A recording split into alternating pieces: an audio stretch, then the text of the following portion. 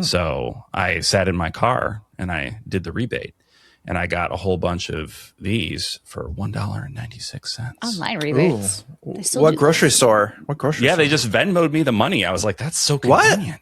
Yeah. Really? I think the company, it's not the grocery store, right? No, it was the company. It was like the company promo trying to get people to buy it, I think. Well, I'm going to be stopping by there probably tomorrow morning. I'll grab some. I was going to say, you grab some and bring some. Yeah. Because I'm going to need that. I'm going to need that. Oh, it's so good. Yeah, it's a little sweeter. Here's the thing. It's a little sweeter than in Japan. In Japan, it's a little more tart. Yeah. Which I actually prefer. But it's close enough that I'm like, I feel like I'm getting drunk on the bullet train in Japan again. Yeah. I feel, I'm feeling it. All of the tired commuters around me. I can picture it.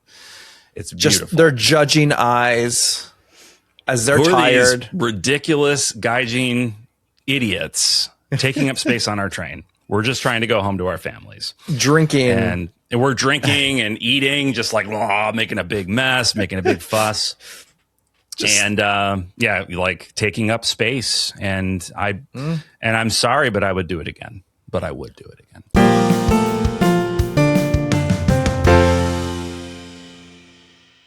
Welcome to the JRPG Pursuit, a podcast for all things JRPGs, from the games we play to the games we collect and everything in between. My name is Abdallah. I'm Emily. And I am Brandon. And today we're going to talk about modern classics. So we always talk. I know. What?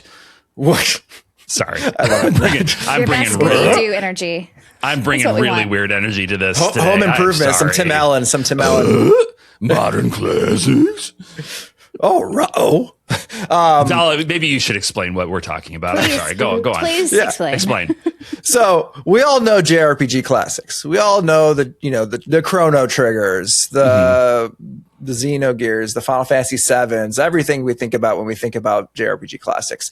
But today we're just going to talk about modern classics, games that, maybe are more recent, that have kind of either fallen into that kind of niche area of classic or potential to be a classic as well.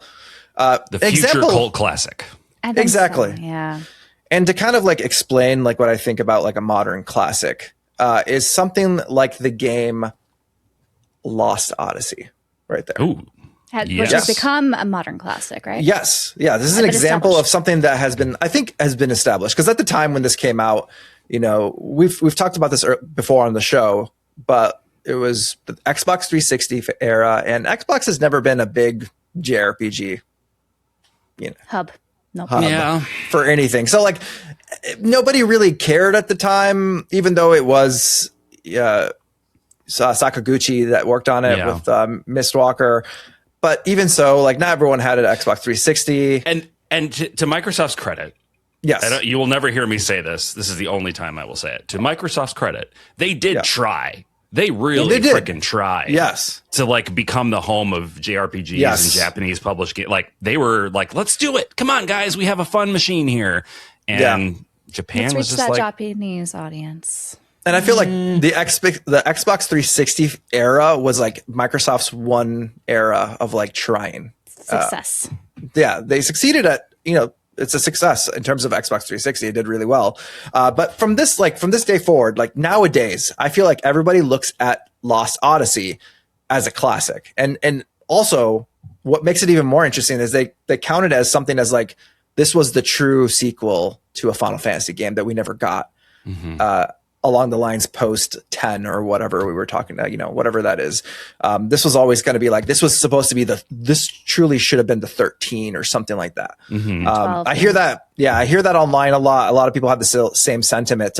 So for a game that like, a more modern game on more modern for the 360 era. So I think something we need to establish is like we're thinking of modern JRPGs that's come out in the last like 10 years ish. Yeah, and which ones we think will become cult classics or just classics that looked upon fondly over time. Well, we got to go a little further. Lost Odyssey was that like 15 years ago? Right. That's why I'm a little bit like, are we talking about like that's been established as a classic? Yeah, I think like PS. This is an example, I think, of the endish of the PS3, Xbox 360 era, kind of like the latter half of that forward, I think is what we're considering as like modern. That'll be the modern era. Yeah. Because I feel like when people think JRPG classics, it's usually like kind of stops at PS2 almost. Yeah, it's like PS2. And the classical canon has been established for those generations. And now we're talking about establishing the new classical canon of like what are going to be considered those games, whether cult classics or like universally beloved classics or whatever, the case might be. Just age like fine wine, Exactly. Yeah. But I think we should get into some of the ones that we kind of believe. Well, before we go too far, I did want to share this because I don't know when else I'm going to get a chance to. I haven't played Lost Odyssey myself yet. It is on my list of games that are like, why have I not played this yet? So I'm intending to. But this here is Lost Odyssey, 1,000 Years of Dreams. I realize I put this book in front of the microphone. I don't know if anybody could hear me. But yeah, this is the collection of all of the short stories from Lost Odyssey. One of the kind of unique things about Lost Odyssey is that throughout the game, there are these like written short stories about the main character, his previous life, like things that have happened to him. And this was collected into this beautiful book, beautiful hardcover. It's very cool. And I am like, it actually was like the thing that in more recent time has made me like, I really need to play this dang game. Like I have a 360. I do have one. Play it. And I have the game. I have all the 360 JRPGs.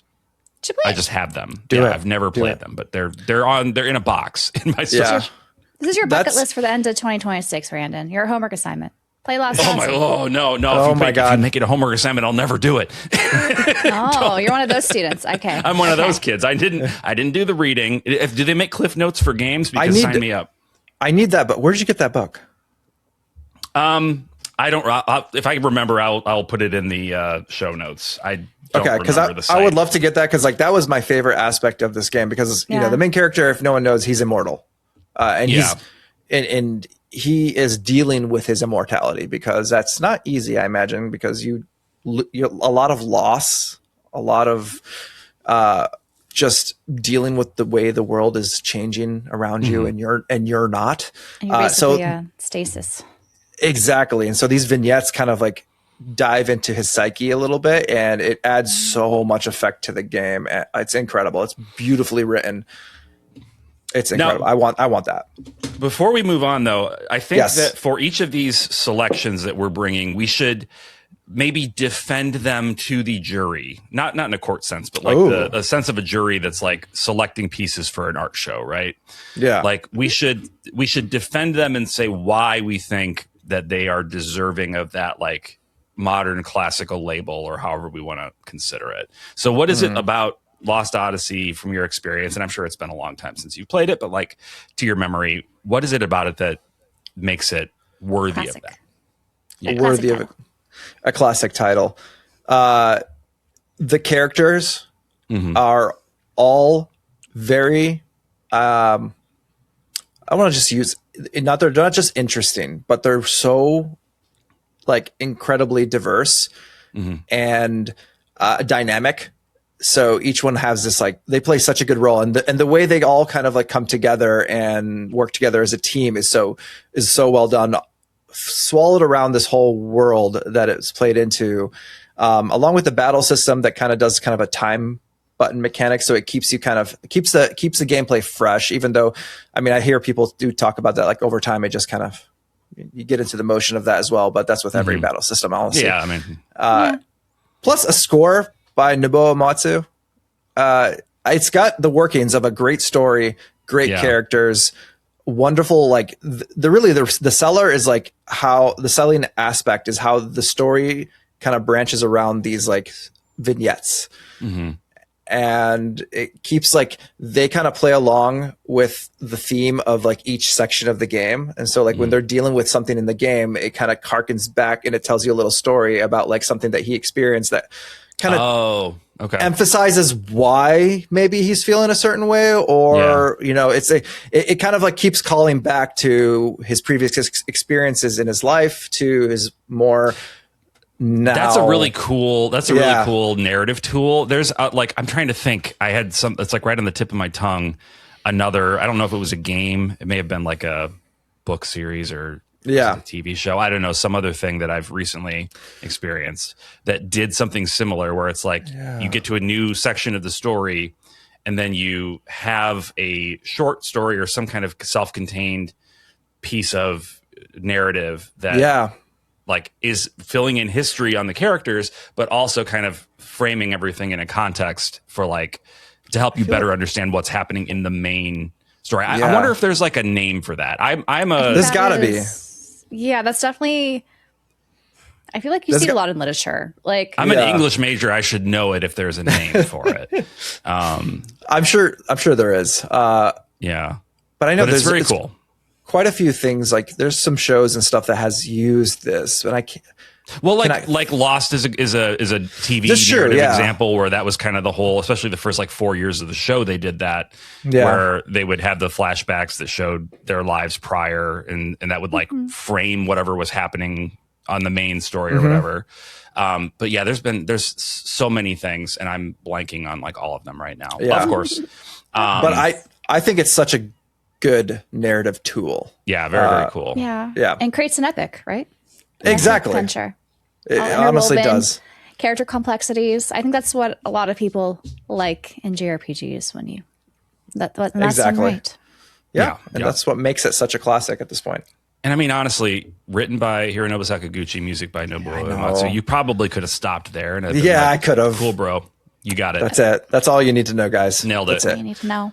Everyone needs to go play it. It is a classic at this point. Mistwalker, make it easier for me to play it, please. I know, for God's sake. I am cautiously optimistic. Project Helix would make it at least available on PC at some point, but we'll see. I hope so. See. Yeah, we shall see. Xbox, do the right thing. Please. Do the right thing. Please, for God's sake. Please. Asha? Yeah. Please. Asha. Save Microsoft from its own self. Yeah. Make it more open to JRPG fans. It's all right. Exactly. Like you're doing all this Sega Atlas stuff. Come on, just do it for me. Do it for me. Yeah. Even if I don't play on there, I get people that are mad at me all the time, and I think get people that are mad at us. For not mentioning Xbox when we talk about stuff. It's like give us a reason, Asha. Give us a reason to talk about them. Put them in our minds. Yes. Put Xbox on our minds. You have the power to do it. If you made this playable on the PC or everywhere else, then we would not shut up about it. No. If you make it, how about this? How about this, Asha? This is for you, Asha.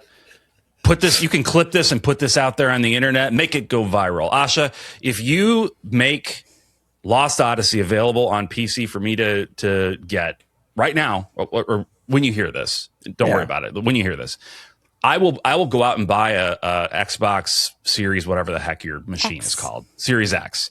I will go out and buy an Xbox Series X. I'm not going to buy any games for it, but like I'm going to go do that. I will videotape this and we'll go through this whole process. You would buy Lost Odyssey. Well, yeah. I'll buy that on PC, and then I will go buy an Xbox Series X.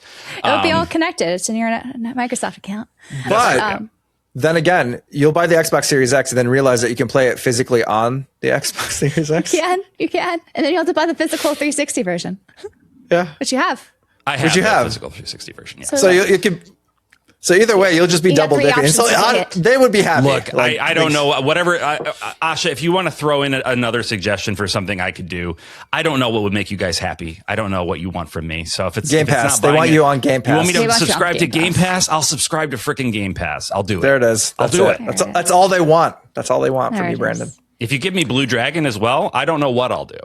Oh, yeah, that would be nice. I don't know what I'll do. Throw in Eternal Sonata. You kidding? Because you can't even play that on the Xbox. It's not Series backwards X. compatible. Yeah. It's not backwards compatible. Just give us that. Please. Anyways, we need to which we should move modern on. games are We should move on. modern classics. And I think another thing we should establish before we start listing off more games is that this is not necessarily just another list of these are the best games this era that we think will be classics. Again, like when Brandon was saying, we need to defend it. We need to have strong implications why we think this will be a long-lasting classic that isn't just a flash in the pan. Right. Yeah, there are games that are super popular. It's kind of the same theory with like popular fiction, popular music, popular film. Like they are popular in the moment. They catch on. They have a big audience, and then people move on with their lives, and they are not thinking about those things anymore. Kind of We're talking about the experiences that are going to stick around, that people are going to be playing and talking about 20 years from now, and being like, that was an all timer. That was actually so really, hyped really when a remaster's announced. Like, I get to experience it again. Or for the first time. If you're or for the first time. That's actually true. Probably the first time is even more speaking to the classic nature of it. I have a couple that I could choose, and I'm a little torn. I'm going to just go with my gut, and I'm going to I'm going to go with Visions of Mana. Really? Okay. Yes. You, sir. I'm going to go with Visions of Mana because I am a man. You're of a man of culture. Fine taste and culture. Visions of Mana is the resurrection of the Mana series after 20 years. I don't know how long was it? 15 years since Legend of Mana, since Dawn of Mana, right? We do not speak that name. We do not speak that name. I forgot. I'm sorry. Do not utter the name. It's the Voldemort of Mana games. I'm very sorry. Since Legend of Mana, we haven't had at a convention. Yeah. He was like, "This is the best game, Emily." It was an epic troll. It was an unbelievable Such an epic troll. I didn't know until a few months later. It's true. It's true. That did happen. Anyway, so Visions of Mana.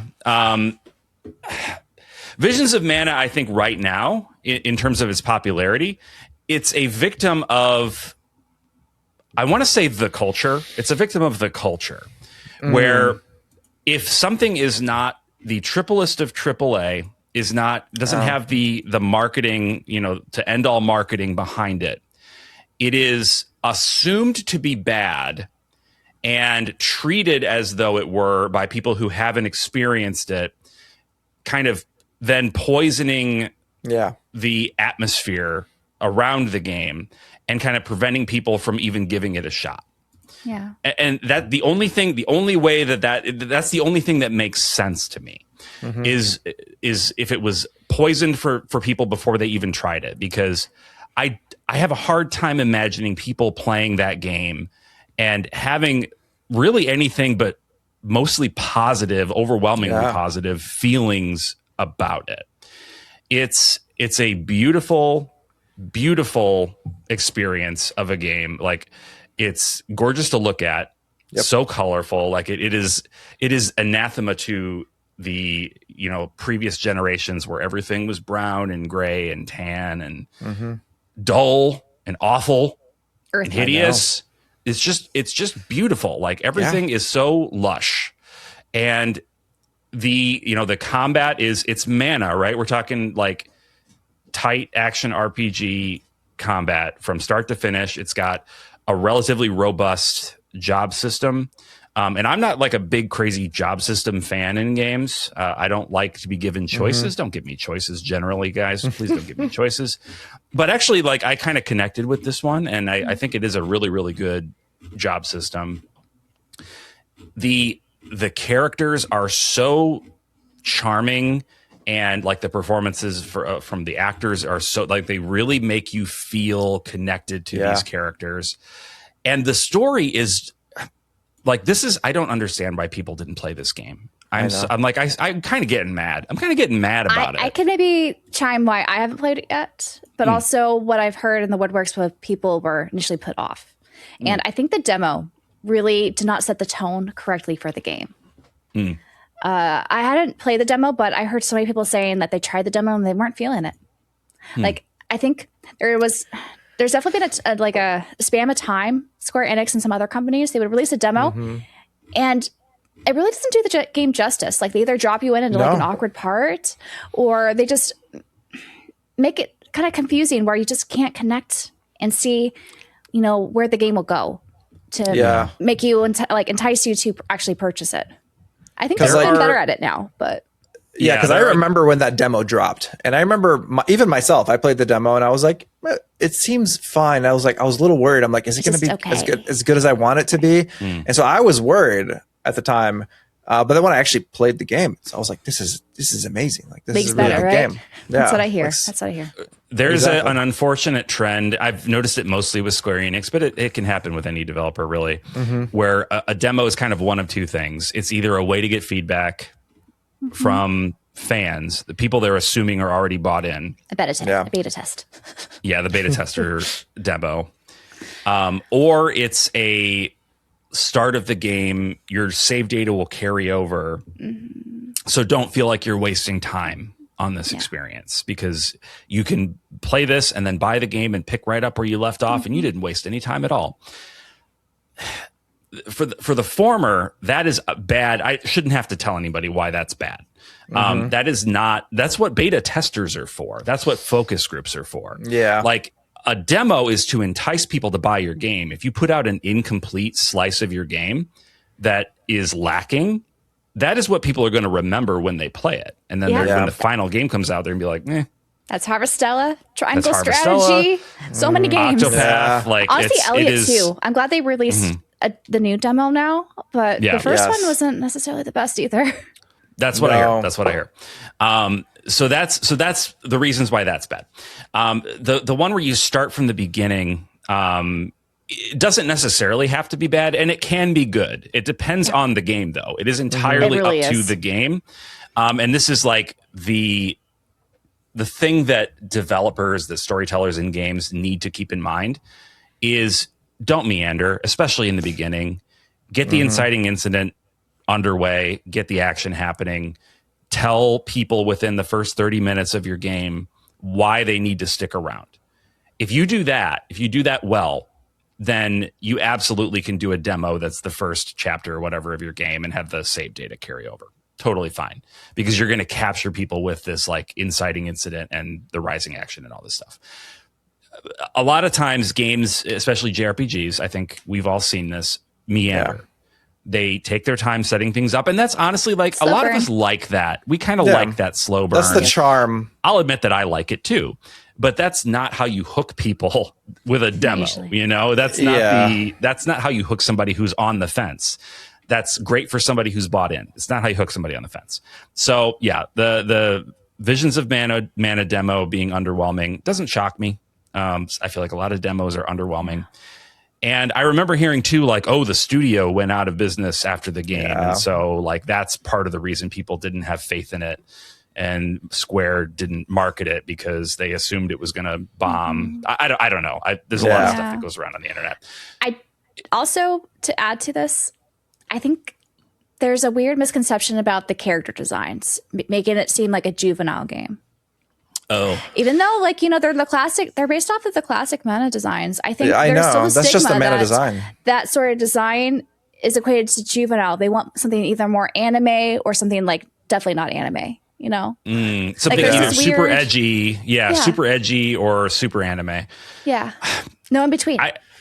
Honestly, like if people look at that design and see it in motion and experience just a scene from the game, and they're not like in love with it, I don't know what to tell you. That's true. Somebody missed. I don't know. It's the way I look at especially Mana, like Mana as a series, it feels like a storybook. It's something that you sit back and you enjoy it from a storybook perspective, and that's how the games are designed. Like that's the art style behind Mana. It's like it's got that whimsical look that you expect. Yes, exactly. That's the word. Like nobody has whimsy anymore. There's no whimsy. There's a lack of whimsy in the world. There really is. It also brings back, the Dragon Quest XII discourse. A lot of people were upset that it wasn't going to be edgy Dragon Quest XII anymore, and they went with this more whimsical traditional look because they equate that to boring now. I'm like, what? What is wrong with people? I don't get it. There's no accounting. We have enough darkness. Matters of taste. I know that, but I do think that we can say if you are only like, I don't know. I like dark, hard edged things too. Yeah. But I freaking love whimsy, man. Like have some joy in your life. Yeah. Like why can't we just balance it out? Because like there's a lot of like if you want dark, edgy stuff, there's a lot out there for you to enjoy. Yeah. Well, so speaking of a lot out there, I think that's a big part of why people would overlook a game like this, or really any game, is people are looking for a disqualifying reason right away. They want a disqualifying reason so that they don't buy a game because there are so many games. So a game has to either fully fall right in the middle of the Venn diagram of your interests, or it's out. Throw it out. And I saw a tweet recently that was like, what you need to do is you need to sit down and try playing a game that you don't think you're going to have any interest in. Like, just try it, because maybe you'll like it. And that's the only way you're going to find new things, right? Yeah. You're not going to discover new things if you don't do things like that. Yeah, it's hard, though. I think, especially like for older people like us, we don't have as much time. So I feel like that's why some people feel like they need to be, more selective and vet things. That's why they, they look at reviewers on YouTube and other outlets. It's really hard. I think sometimes we feel too like safe. We want to just hit the safe zone where we will have a nice safe experience where we don't feel like we regret spending that time and money. And 100%. I think we just are risk averse, and it's not necessarily a good thing. Yeah, there are so many cool, like, I don't know, just experiences that you can have. And I think Visions of Mana is one of those that is a game that in any other world line would be a bestseller. Like people would be talking about it and then loving it. But because of all the things we've said, this sort of unique overlapping set of conditions, it's just been overlooked. It fell by the wayside, and it's tragic. It's like, it does. I don't know. It makes no sense to me, but it does make sense because we just talked about why it makes sense. But like, really, even still, this is kind of a cult classic, though. When things are just so overlooked when it comes out, then it has a great appreciation later on. Yeah, and that's how I'm pitching this one. Is not like this is going to be the game that everybody remembers fondly because a lot of people aren't going to have played it. Yeah, but it's going to be the game that like the people, that are in the know, are going to look back on and be like, that was that was it. Game. Yeah, because like what makes it especially like we were talking about edginess and whimsy. It's like it has this whimsical exterior, but the subject matter of the game is so dark. It's so dark. Like they're on it's basically Final Fantasy X. In a way, like you're going on a pilgrimage. And they don't make any secret of that from the very beginning. That's like here's the plan, guys. Like that's like the basic synopsis. Like it's not even a spoiler or anything like that. That's the whole point of the story is that they're going on this journey to the mana tree to sacrifice themselves. And there's so much that goes around that. And there's like the world sees it as an honorable thing. Like they're all like happy to be anointed as these like they see it as an honor. They're excited. So it's like very. It shows. It's like.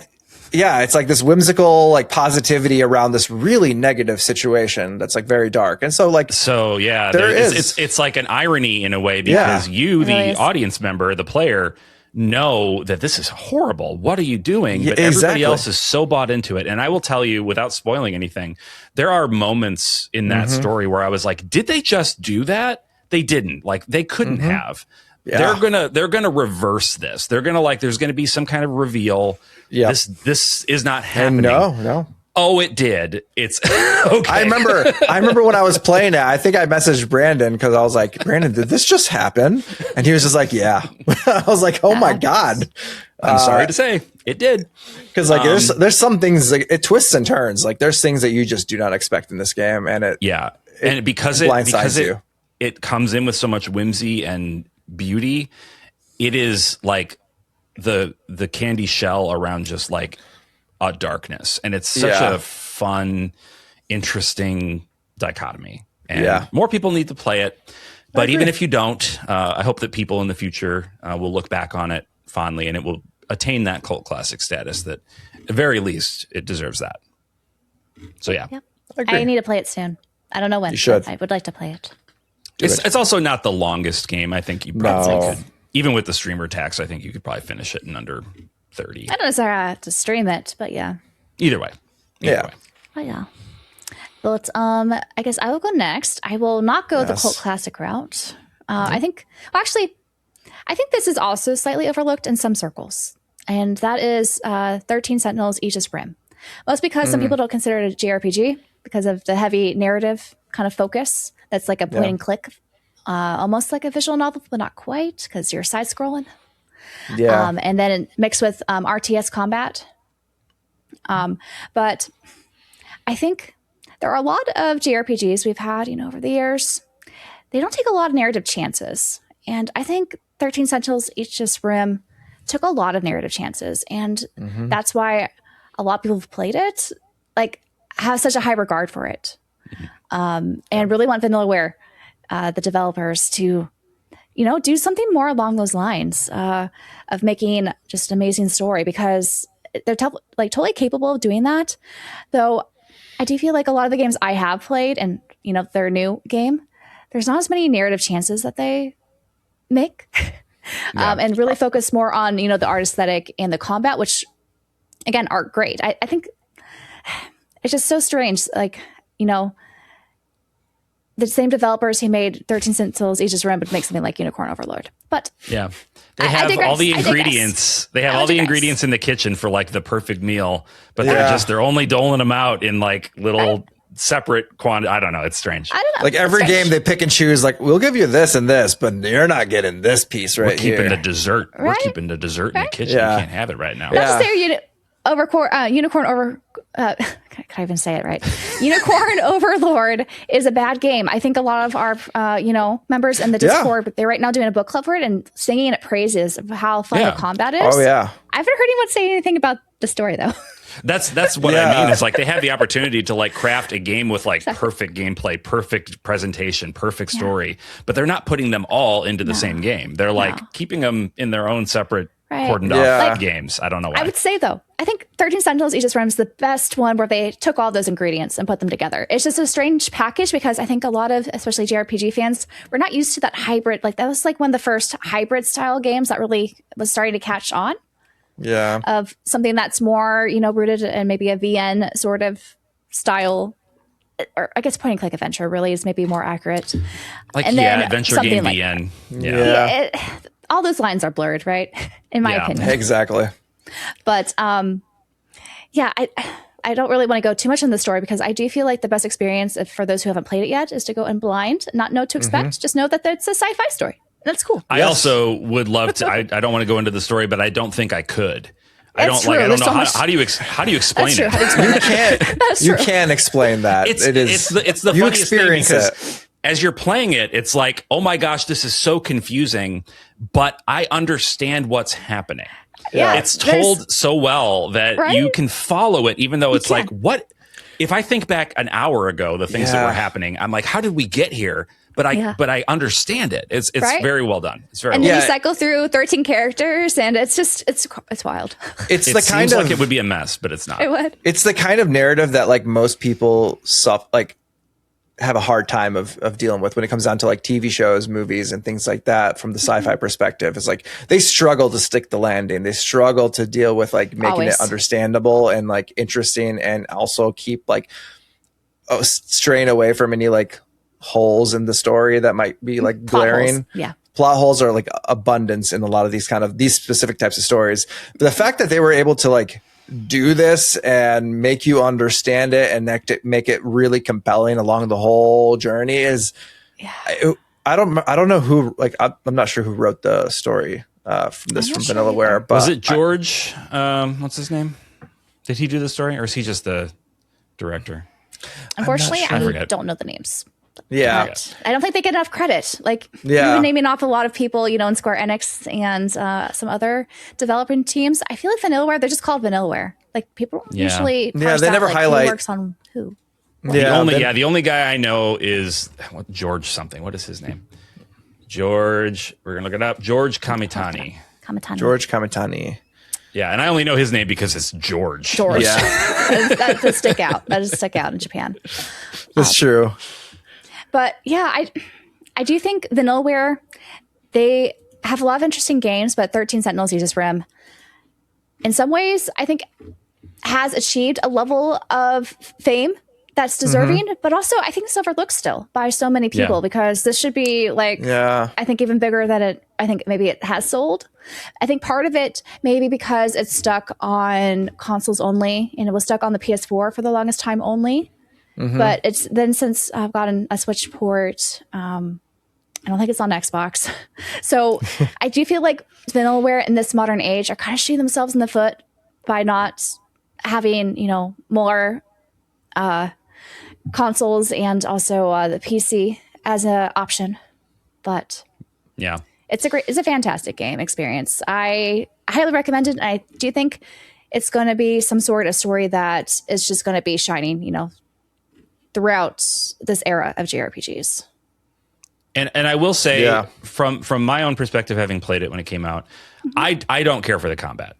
I know a lot of people do. I'm not an RTS guy. I'm not a PC. Like RTS is not something that ever crossed my path. Sure. It's not my thing. But I put it on easy and I was still more than happy to go through it because it's pretty cordoned off too, right? Like the way it's set up is you have your story and then you have your combat and they are not actually they're not interwoven really. They're kind of like separate and things are gated off. There are some things you have to make progress in one to advance in another, but for the most part they kind of do encourage you to go back and forth, but you don't necessarily have to do that. Yeah, you'll reach a gate at a certain point in the story where it's like if you haven't done enough combat, you have to go and do these combat sequences. And there's story that happens during the combat as well.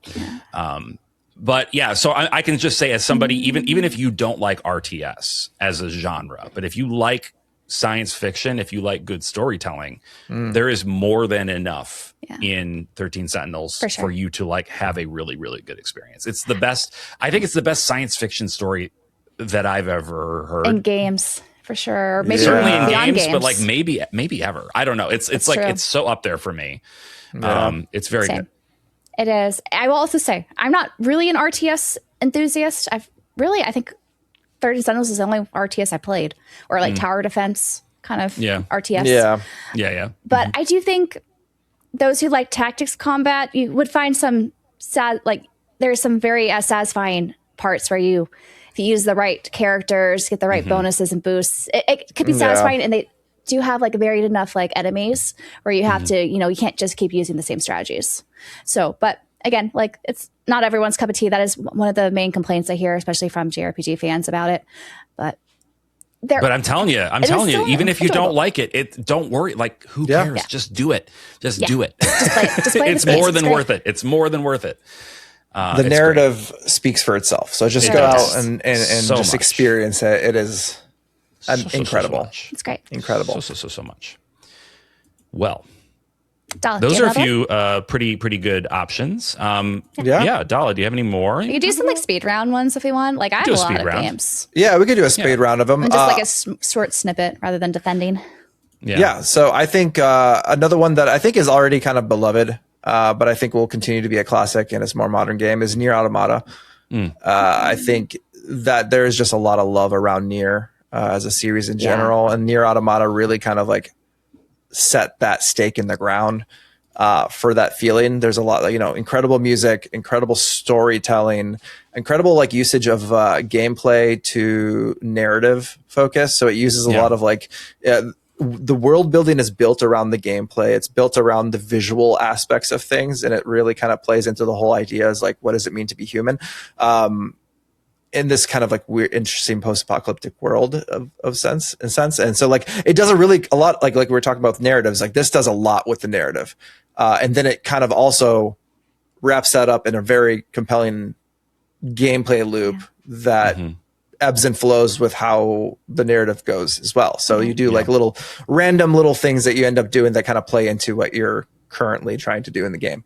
Yeah. I would say the narrative is so subtle too, in the beginning. Yeah. And then it kind of hits you. Exactly. It's a lot of visual cues. You're reading, as you're moving through the world, your atmosphere, things that you see in the environments, you're starting to get an image of what this world is. And then as you start to build on the story, you're okay, I see where this is all going. And Yeah, Yoko Taro's a maniac. He is truly a genius. Yeah, crazy genius. I don't know how his brain works, but the way he tells stories is different than basically anybody else in any medium telling stories.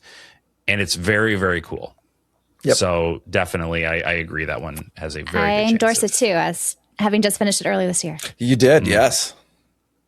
The combat, nothing to write home about, but it was still fun. Yeah. Mm-hmm. It's fun cool action customizing combat. Your whole, I forgot what they call it, but all like the chipset or whatever. Chipset. You get a bit of that like bullet hell aspect to it too, like throughout the game when you're like dodging. It's fun. It's fun stuff. Just the variety. It goes like side scrolling when you're like riding a roller coaster and fighting. Like, there's a lot of cool variety in it. Some weird perspective stuff. It keeps you interested and wondering what's going to come next, and it keeps you engaged throughout the whole experience. So, I mean, that's all you can ask for, honestly. Yeah, in a game. I'm going to throw one out that is not even out yet. Technically. Okay. Technically, it's not even out yet. Do it. But I think that it's going to down the road, and this might be more of a cult classic. It's Blue Reflection Quartet. Ooh. I'm throwing out as a potential like future cult classic, just because, in particular, the Blue Reflection Second Light I think is pretty well regarded by people who have played it as being like just a super freaking well designed game. Just what a good set of systems and what a compelling story and beautiful graphic presentation. Just it's from Gust, so it's kind of that. It's a magical girl story, which some people might be like, "Ew, that sounds gross." It sounds it's not. It's awesome. Not. Awesome sauce. It's fantastic. Magical girls, guys, come on. Yeah, I do not like magical girls. I don't know. Magical girls? Some people think that it's going to be like automatically pervy. And I will say the first Blue Reflection, there's a little more pervitude to it. That they kind of baked into kind of, like you go outside in the rain and your white shirt is see-through for reasons, in Second Light, they really didn't. They really dialed toned that back it down to the point where it's not. I think they took the feedback. And I know that made a lot of people, a loud group of people on the internet very mad that they did that. But I've experienced it was a lot more of a comfortable experience for people that are like, that aren't interested in that. But even Blue Reflection, it's not that bad. It's like there are far worse things in anime games that you have seen, I'm sure. Big deal. It's not that big of a deal. Yeah. But the stories are this really fun mix of like chill vibes with the most uncanny, weird, unsettling macro story at the same time. Like, you're in it, like in the first game, you're in a school and you're going to school and dealing with the normal school stuff. And then you're, turning into a magical girl and going to a magic world and fighting monsters that are causing people's emotions to go haywire or whatever. Yeah. And that seems like a pretty standard magical girl storyline, and every now and then that gets interrupted by the most horrific, unworldly, demonic creature that appears as part of the overall story of the Blue Reflection series, and you have to go and deal with that, and it's so unsettling and off-putting in like a good way that it just really elevates the whole story to be so much more kind of like Puella Magi Magica or Puella Monica. Madoka Magica, yeah. Whatever it is. They like where it takes the magical girl genre and adds that uncanny darkness to it and makes it kind of unique. Yeah. Blue Reflection does something kind of similar. I would not say it is as hard of a like a dark edge as that show. But it's a similar sort of tactic they're using, and it's really effectively done. I think Quartet is going to be like the one that people are going to be talking about because it's going to contain everything. The thing about Blue Reflection that is a little tricky right now, prior to Quartet coming out, is that to get the full story, you have to play the first game, watch an entire anime show, 22 episodes or whatever it is, and then play the second game. And then there's a cell phone game that you can't play. You're not able to play. Yeah. That that is part of the story as well. Yeah. So Quartet is combining all of those things into one experience.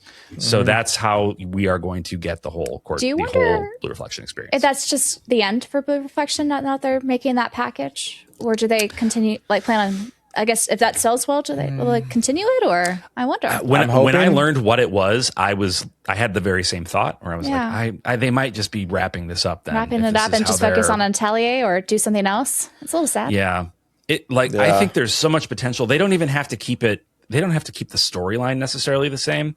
No, the same girls. No. They could, they could branch off and just do other modern, either magical girl story. Like there are no men. That's one thing that's very unsettling if you're a guy. No men. There are no men in this series at all. In the anime, it's a world without men. It's very strange. I think Quartet has they're adding, I think, a guy, right? Are they? They are? Yeah, I think they're adding some sort of a boy like character. Like a self-insert character, or? I don't know. I don't remember the context of what the character...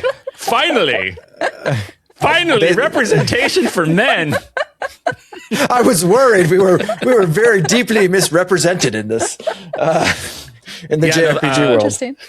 Yeah, no, that's it. But it's a very, very cool, chill...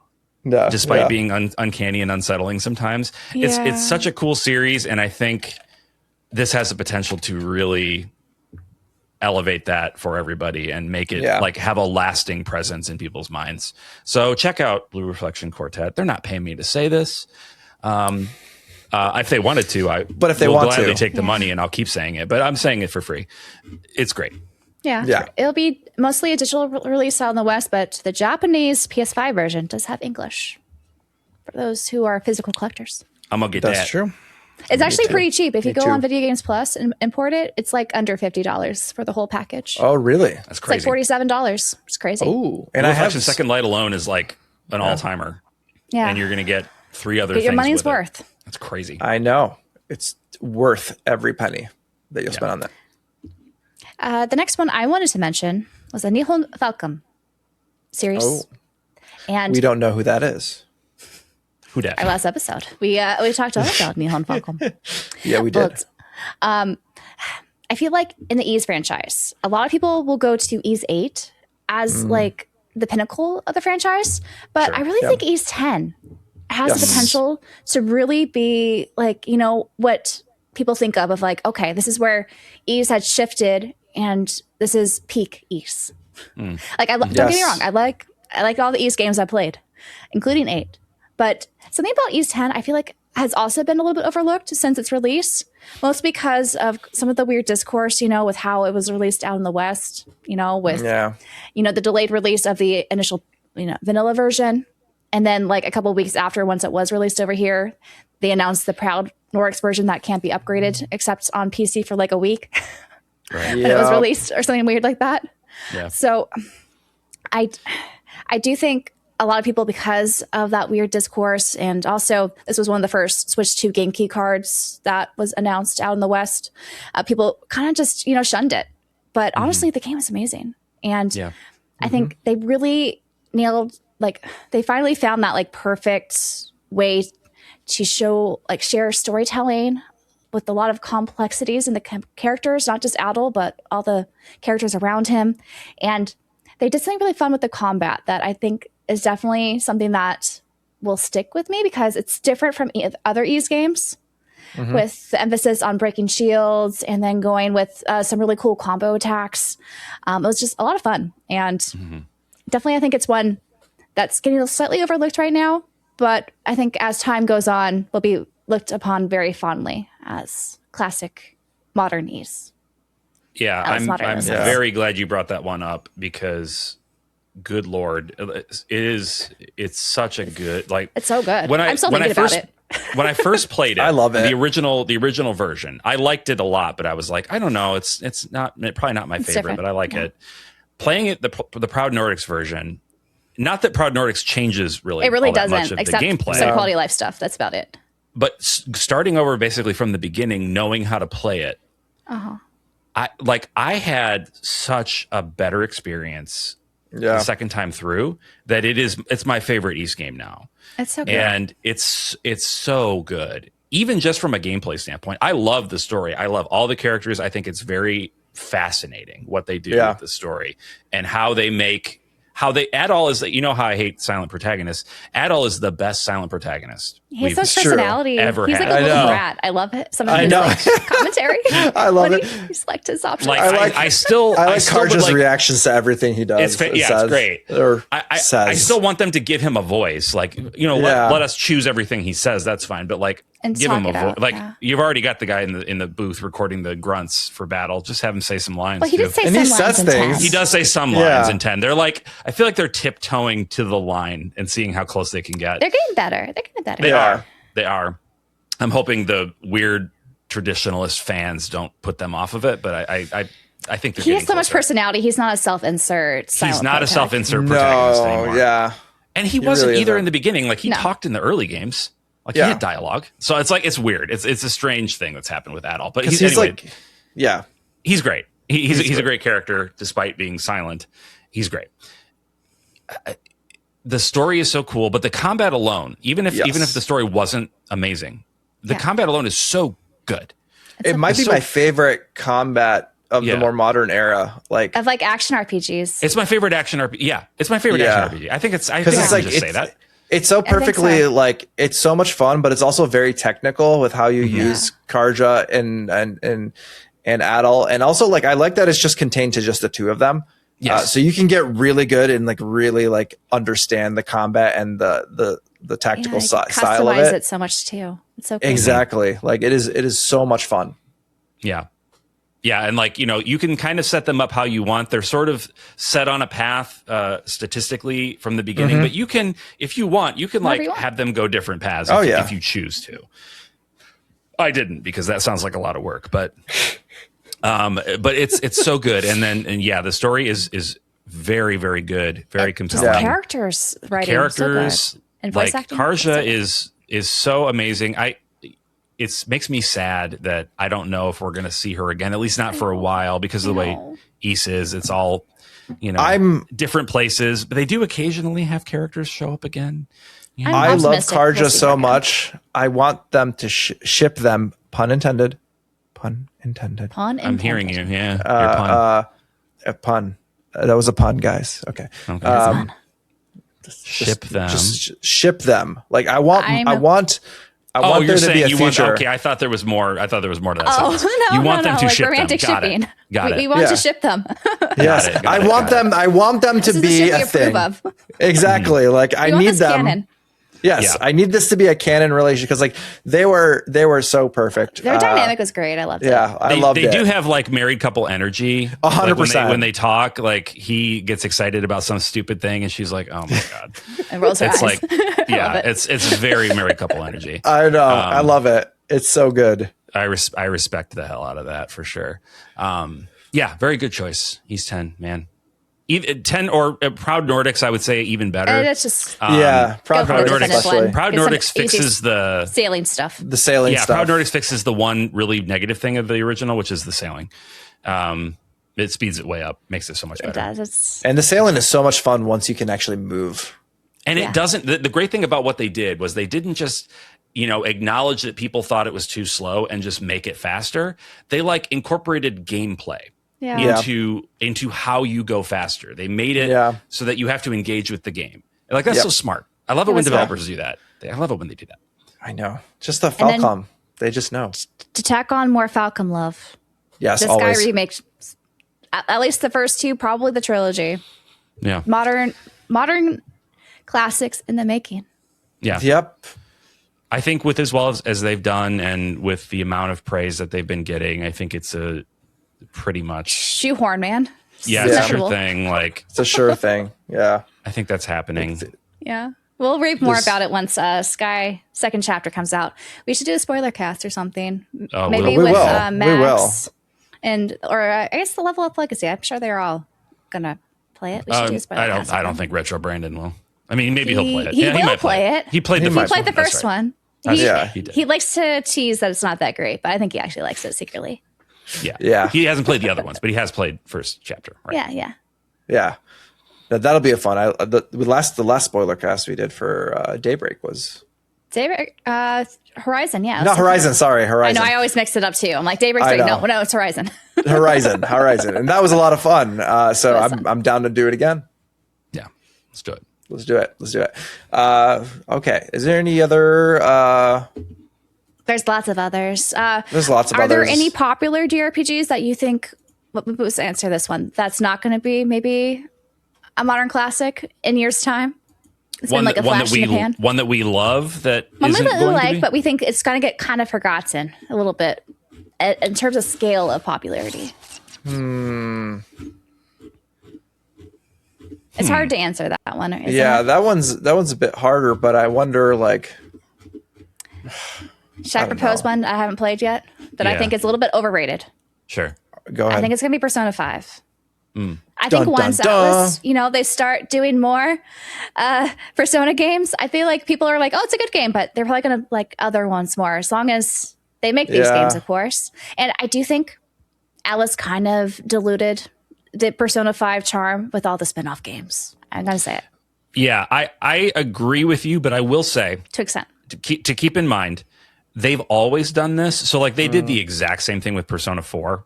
Yeah. Like they did so many freaking spin-offs, and they dragged that thing out with re-releases and whatnot for so long. And people were like, they were like, please give us Persona 5, you idiots. We hate you. Give us Persona 5. And then they did.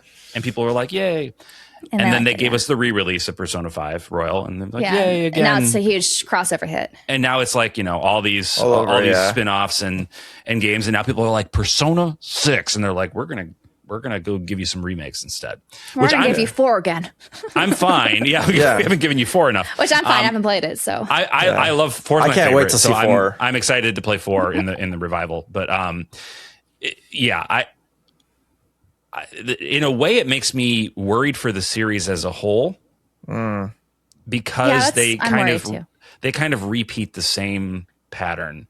Yeah, and by driving these games, by driving the franchise, and considering each Persona game its own franchise, kind of, right? Because they each have their own myriad of spin-off games. By driving the franchise into the ground, you don't let people develop that fondness for it. It like you have to miss something, or something has to go away for you to miss it. If it's never gone, then if it's always in your face. It's like Shrek. It's a little bit like Shrek. They really wanted us back in the early 2000s. They wanted us to love Shrek. They're like, how did you feel about Shrek? It was fine. Like, it was cool. Okay, you like Shrek? Here's a billion Shrek movies, and we're going to throw them in your face, and you're going to love Shrek. And I think eventually people are like, can we have a break from Shrek for a while? I kind of feel like that with Persona. Like, let's do a game, and then let's move on and do a different game. Maybe if you want to throw a fighting game in there, have Arc System Works make another Persona fighting game. That was well received. True. Yeah, do that. Sure, that's fine. But like, let's move on. Let people grow fond in remembrance of these games instead of just drilling them into the asphalt. I don't know. That's just how I feel. Exactly. Because like, I think the interesting aspect about like Persona specifically is that like the hype is contained within that generation of the game. So like 4, people were all for it, but then when 5 came, they kind of like, all right, they were all great, but they're all about 5 now. And then when 6 comes, they're gonna be like, what's 5? 6 is the only one. So yeah, like I think there's like I just want to say I think that was a pretty solid joke, and I didn't get any acknowledgement. You said with Persona 4 they were all for it, and then you said with Persona 5 I said they were all 5 it, and nobody commented. I know. Apologies. I knew that was a solid joke. I knew what you were doing. I at least wanted you to roll your eyes. Can you give me that? Sorry. Dad jokes don't always get me. I'm sorry. No, I love it. It's good. Yeah, it's good. But it's just the way it is. Yeah. Yeah. There's Do you think Metaphor will be similar? Like, I think it depends what will happen with Metaphor. Like, I feel like that was a little bit of flash in the pan, and it's kind of waned a bit because of like people are like, is there going to be a new version of it? What's happening with Metaphor? That's, I think, the thing that if they want to change this pattern, and I don't know if they do, but if they do want to change this pattern, they're going to have to deal with some growing pains, and Metaphor could be the victim of that if that's what they're trying to do. I'm sad. Yeah. You know, it's a bummer, but yeah, like you're going to have to deal with some low sales with people holding off because they're expecting you to follow your old patterns. They have acknowledged that is an issue. So hopefully that means I don't know if they'll learn from it, but we'll see. It's really, time will tell. But yeah, it is odd. Like with Metaphor, I don't know where that's going to sit because there was like the hype was incredible. I mean, Game of the Year. Oh, one RPG of the Year. Yeah, like RPG of the Year, and so like.